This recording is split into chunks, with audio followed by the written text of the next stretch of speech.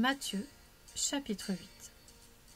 Lorsque Jésus fut descendu de la montagne, une grande foule le suivit.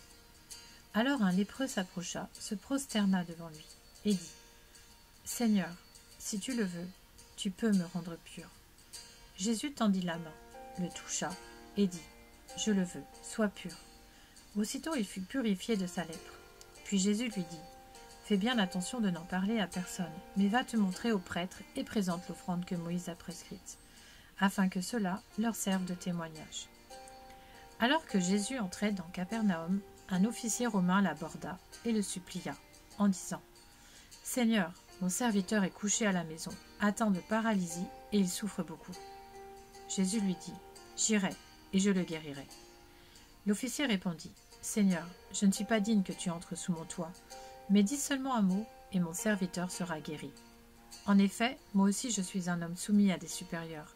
J'ai des soldats sous mes ordres, et je dis à l'un : pars, et il part, à un autre : viens, et il vient, et à mon esclave : fais ceci, et il le fait. » Après l'avoir entendu, Jésus fut dans l'admiration, et il dit à ceux qui le suivaient : « Je vous le dis en vérité, même en Israël, je n'ai pas trouvé une aussi grande foi.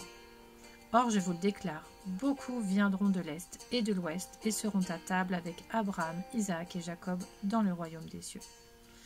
Mais ceux à qui le royaume était destiné seront jetés dans les ténèbres extérieures, où il y aura des pleurs et des grincements de dents. » Puis Jésus dit à l'officier : « Vas-y, sois traité conformément à ta foi. » Et au moment même, le serviteur fut guéri.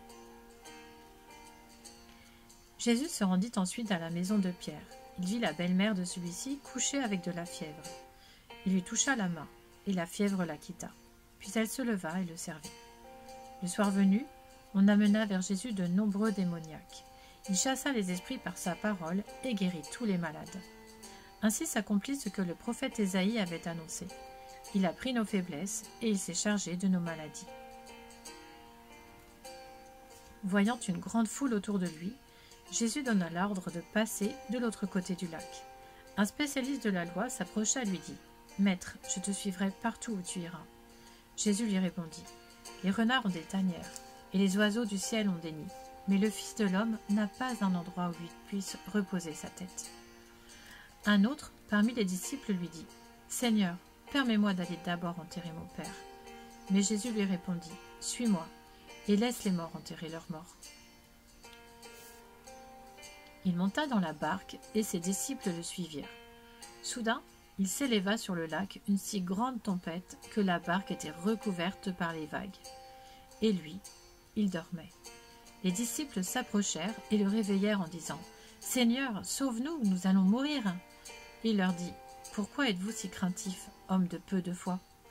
Alors il se leva, menaça les vents du lac, et il y eut un grand calme.